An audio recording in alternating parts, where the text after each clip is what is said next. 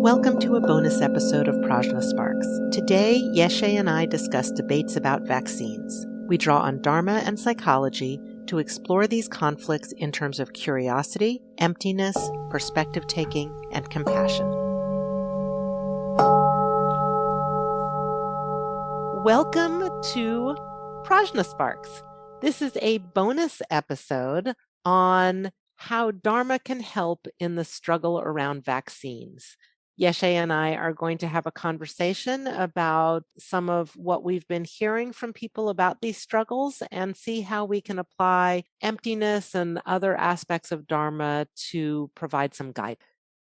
I have been doing work on dialogue across political disagreement. I have a book called Beyond Your Bubble about this. And so I've been hearing from a lot of people, and people are turning to me asking for guidance about how do we have these conversations about vaccines. So that's some of where I'm hearing things from. Yeshe, where are you hearing people's struggles? In some ways, this is an outgrowth of similar kinds of issues that people have had over the last several years because of lots of different political and social issues.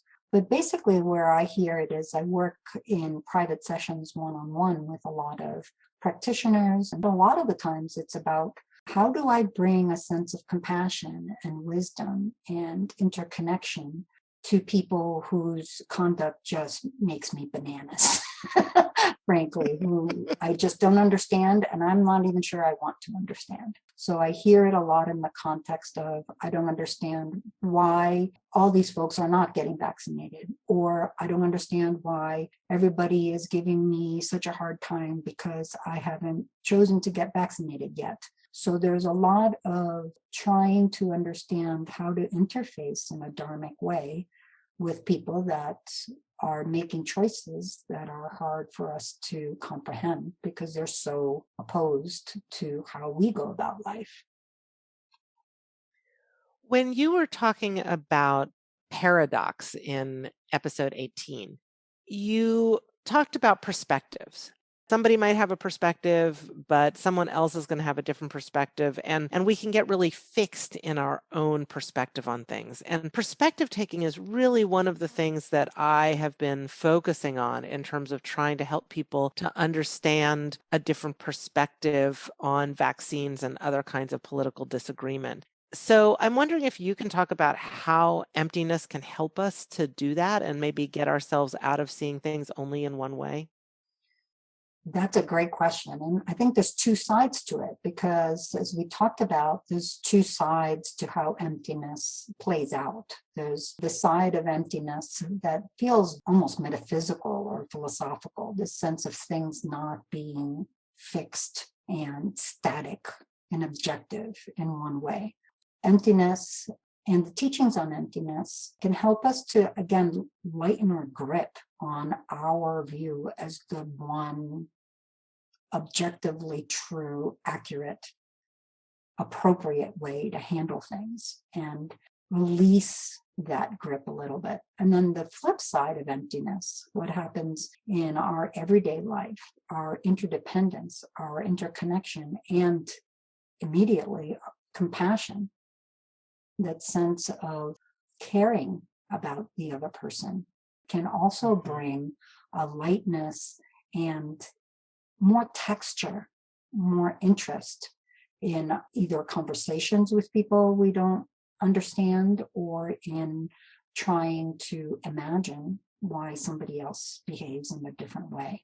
So this sense of lightening our grip, being more open and being more interested and caring about what this person thinks, how they've come to that belief, will allow us not necessarily to fix what we think of as a problem, but to engage it in a way that prioritizes our path rather than prioritizing our wish to be right.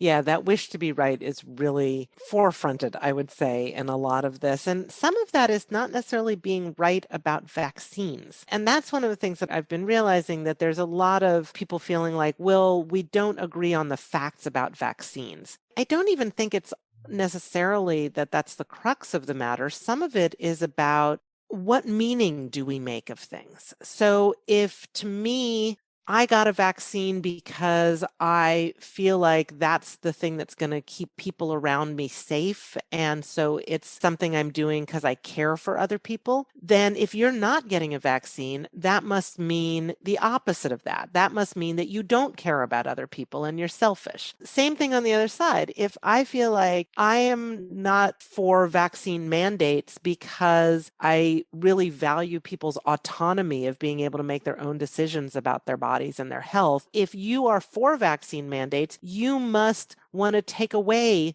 people's freedom. And I feel like this is some of what it is. It's not debates about vaccines, it's about the meaning that people are making of it. Indeed. One of the ramifications of the emptiness, shunyata, in regular life is that we rarely, if ever, interact with experience as it is. We interact with experience as what we make it mean. One of the difficulties when we try to bring a sense of philosophical emptiness into life is that we can easily slide into nihilism. Well, if the facts about vaccines are empty, that means it doesn't matter what we do one way or another. That's not what emptiness is saying. What emptiness is saying is that those facts have an infinite potentiality, so that looked at in this direction, it will lead to a particular consequence. Looked at from another facet, it will lead to another particular consequence. And so not only are these facts empty and having an infinite array of possibility of how they are consumed, even the meaning we attribute is empty. It's very easy for us to think, oh, something out there is empty, but what I think about it is not. What we attribute to things, the meaning we find, is also empty. There's an infinite potentiality to how we can characterize any given thing. And again, that lightness of understanding that will spark curiosity in a way that other things don't so much. And the flip side, having compassion and care for how did this person get there? That really accentuates the curiosity right within an embedded context of person to person. It becomes less abstract concept and a living, breathing human who may have a perspective which you may not agree with even after discussing, but will expand your experience through just knowing more shades of meaning that infinite potentiality brings. Yes, that caring is so important. And there's a lot of evidence that shows that if we're trying to influence somebody else, if we're trying to get them to get a vaccine, if we're trying to get them to oppose vaccine mandates, we're never going to do that if we are not in a trusting and connected sort of relationship. And so even if you don't value caring just as just on its own, if that's not compelling enough to care about other people, then that's also how you can persuade other people, or without that you just can't. And that curiosity that you're talking about is so important too. We think about it in psychology as intellectual humility.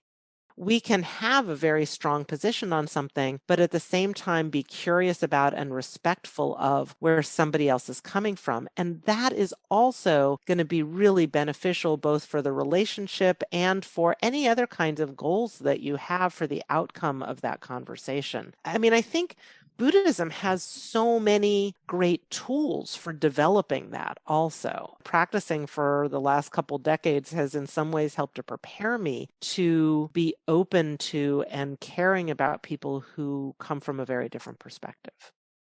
I think that's right. And I'd like to get your feedback on something that I feel really falls into place here, because I know that you really highlight this aspect. From a Buddhist standpoint, all of this really starts out caring for others, trying to expand our perspective to include infinite potentiality.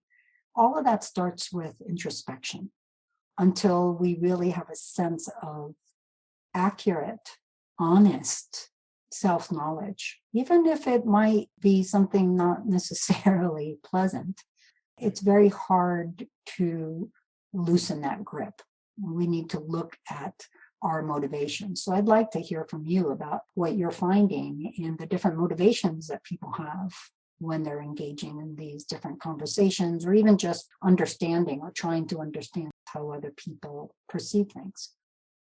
Generally, when we're talking about dialogue across political disagreement, people say, oh, I want to maintain a relationship with somebody who I'm close to, but we're having trouble doing that because of our disagreements. People say that they want to find common ground or heal the divide. People say they want to convince or persuade other people. And I think around the vaccine and masks and mandates kind of stuff, that's probably really in the forefront. And then some people say, I simply cannot understand how people can think or act or vote as they do. As you've pointed out, that doesn't necessarily mean, and then I want to understand. This is one of the things that really stands out to me, that people almost have that as a badge of honor. Like, I can't understand because the way other people think is so ignorant, so immoral, so extreme that it's beyond me. The idea that we would take pride in not being able to understand somebody else is really striking to me. I try to harness those motivations that people have to encourage them to have these conversations in such a way that they can achieve those goals.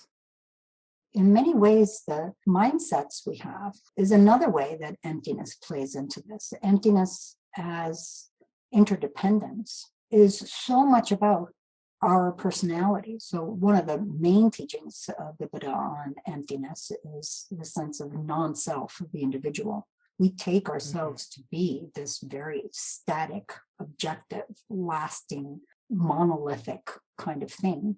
But actually, we're a product of absolutely every experience in our life. Not just the ones we've been through, but from a Buddhist context, ones that are embedded in this mind stream and we inherit at birth, and that are still being reconfigured, upgraded, or downgraded every single moment. That's another way that, in connection with what you just said, the sense of emptiness as interdependence can be helpful. When we start to see how all of the different things in our life have led us to this belief of, I just don't understand how anybody can think this way.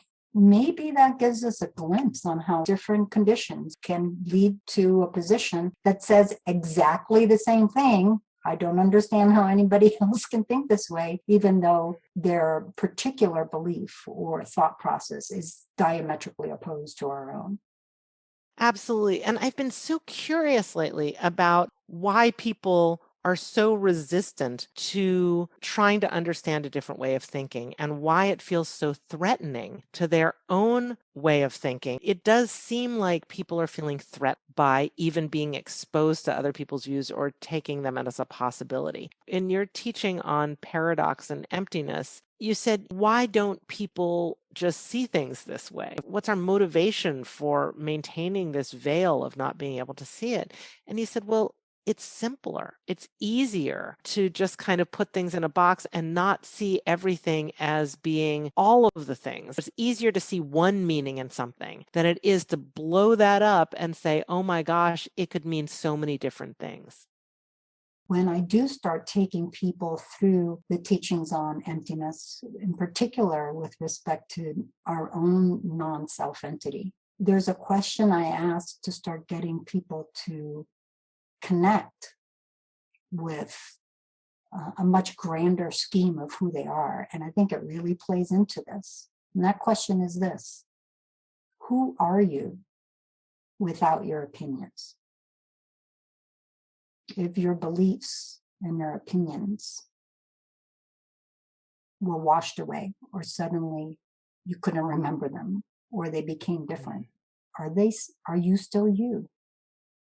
There is something incredibly challenging about holding our own opinions lightly, because it really gets to that crux of self-identity, of what I am. That is, from a Buddhist point of view, the very source of all the misperception of samsara. All of these places where we confront things on strongly held opinions will touch into that vulnerable spot.